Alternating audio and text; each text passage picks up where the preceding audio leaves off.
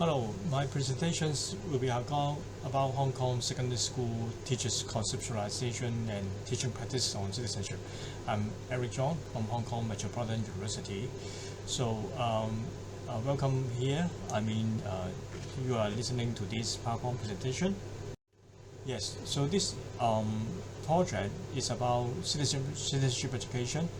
Well, we all know that it plays a vital role in shaping civic identity and participation among young people, and also about in Hong Kong, the citizenship enables students to learn more about the citizenship and also the country and then the global. Well, as the educational landscape has evolved, understanding how teachers conceptualize and enacting citizenship is essential for curriculum development and policy reform. So this study is about using the questionnaire to understand how teachers think about using different perspectives on teaching citizenship. This study has utilized 7 topics, which comes from literature review. So I have tried to understand teacher conceptions of civics, and then classroom discussion and deliberations, and teaching open questions and discussing different views on social issues, as well as teaching disagreement openly with others, as well as teaching discussion of possible solutions and action, as well as teaching course-cutting thought, and the final theme is about teaching for building up social capital. So this study has invited 20 secondary school teachers. They complete the questionnaire, and so I should let all of you know that this is just a pilot study only, and it started last year and until the earlier January of this year. In this questionnaire, I try to develop the questions based on the 7 topics just now.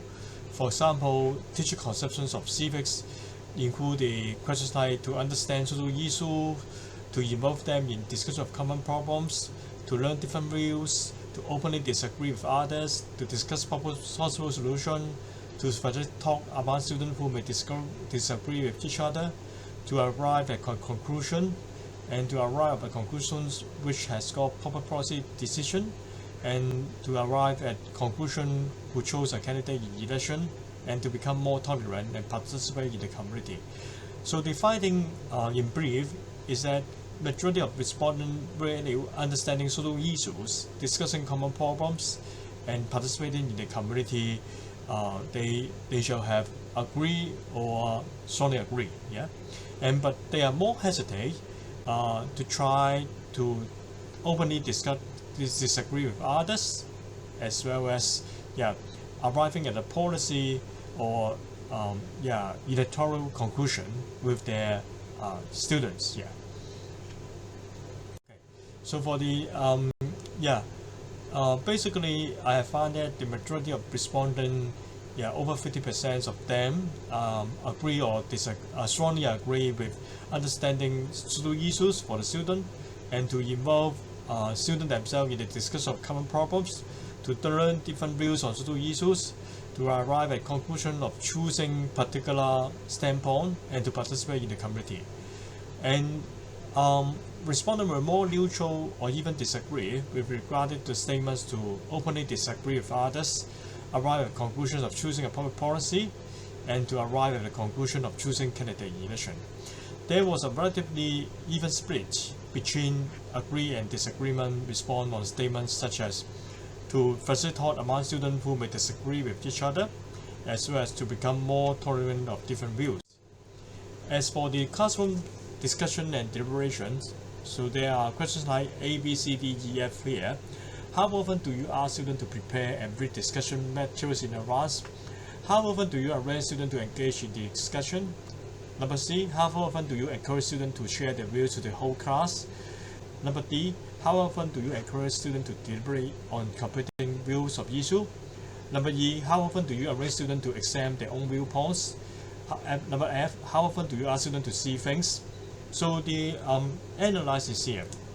Classroom discussion practice vary in frequency, but we have found that preparing materials a majority, sharing views a majority, they are common. while engaging in discussion and deliberating on competing views are less common, but still have got around 77 and 81%.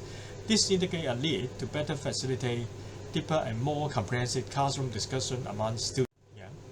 And for those here, this question is about preparing and reading discussion material in advance.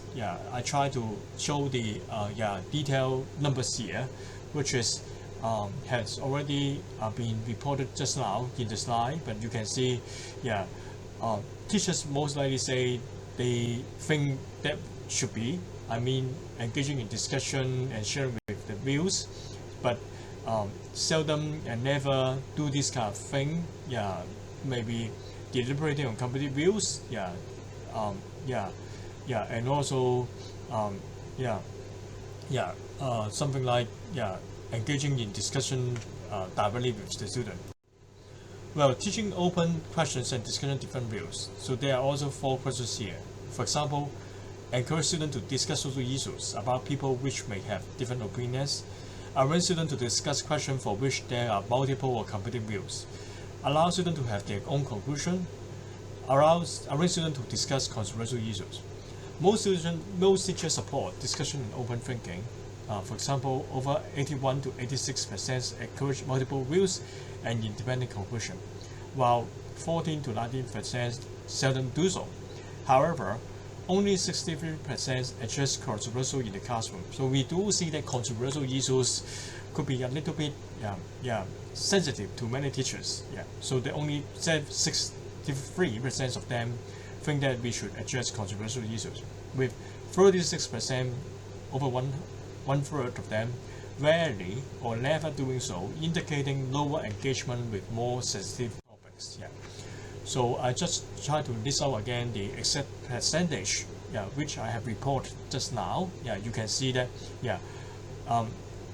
with lesser percentage of teachers will be arranging students to discuss controversial issues. So this is one take point that I hope you can.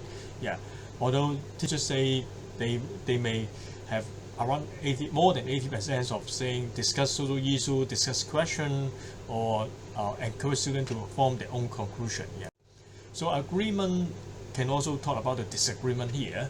So for example, the disagreement, we have got 3 questions. How often do you agree that students should freely disagree with their peers? And then number B, how often do you think that students should disagree with their teachers about social issues during the classroom? And number C, how often do you agree that students should disagree with the public figures that they have learned from the media or from some other sources? Support is stronger for discussion disagreement with teachers and peers, but interestingly, in Hong Kong, among my question respondent, the support is weaker for public figures.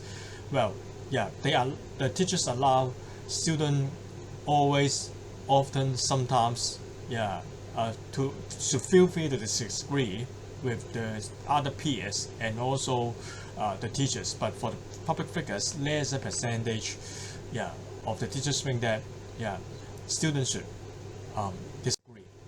Well, discussion of possible solution and action. How often do you think that students should discuss possible solution? How often do you arrange the student to discuss even taking possible actions? How often do you lead your student to discuss action on a social problem? And how often do you lead your student to think of the connection between social problem and current life? Respondents largely support teaching students to discuss solution and action, with around 77 to 86% choosing always, often, and sometimes. The highest frequency is for linking social problem to current life, while the lowest one is for discussing possible action. Well, we can say that, among the question respondent, they may say, hey, that's okay for us to listen to think about the social problems, what they have learned to the current life. But when it comes to action, they become a little bit hesitant, with lesser percentage of teachers think that we should let the student know about or discussing possible action. So there may be some hesitation here. We can see that. And for course-cutting thought, that means sometimes we may ask or face upon something the student may not know much about. So for example, how often do you facilitate political or social talk among students? And how often do you ask your student to extend the right to people who are socially different from themselves? Number C, how often do you arrange students to foster tolerance? How often do you arrange your students to foster cross-cultural understanding? Most of them, they support cross-cutting thought. That means they try to enable the student to reach out, tolerance, accepting different viewpoints, or even cross-cultural understanding. Yeah, the highest one is tolerance. Understanding of in the original question is will be a little bit vague. But tolerance in the general sense and understanding so different problems. So different people. While it is lower for facilitating disagreement-based thought or extending the right to different groups. So social capital. There could be several questions again. Number A to E, to create situation that students experience their classroom as place to investigate the community issue, create opportunity for students to interact with the community, to provide chances for provide help to the community, to provide chance of understanding the shared norms and value, provide chance of building trust with the community. 77% of teachers often sometimes create in-class experience. Among all choices, chances to understand, including sharing the norms and values, they are most frequently rated, while the community interaction is the less frequently rated. So again, let the student, maybe among the teachers, learning about the norms and values of the society is really frequent. But when it comes to reaching out, could be a little bit hesitate to some teachers. Well, discussion of findings. Quickly. Largely speaking, this respondent value understanding social issue, discussing common problems, and community participation. Largely speaking, but they are in their eyes when they teach the student on citizenship, they are less willing to openly disagree, arrange the student to openly disagree or reach independent policy or electoral contribution for the student themselves. Maybe because of the policy and political issue, they think that the students should let them on their own to form their policy decision or electoral decision.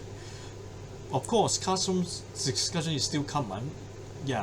Preparing materials and sharing the views can be found among a large majority of teachers, while discussion and deliberation are a little bit lower.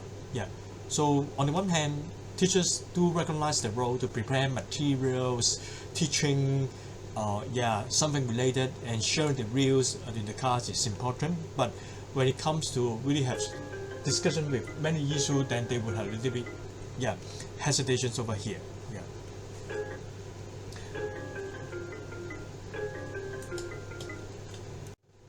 So support is strongest overall, but then the only 65% of addressing controversial issue, as well as discussion is the most common.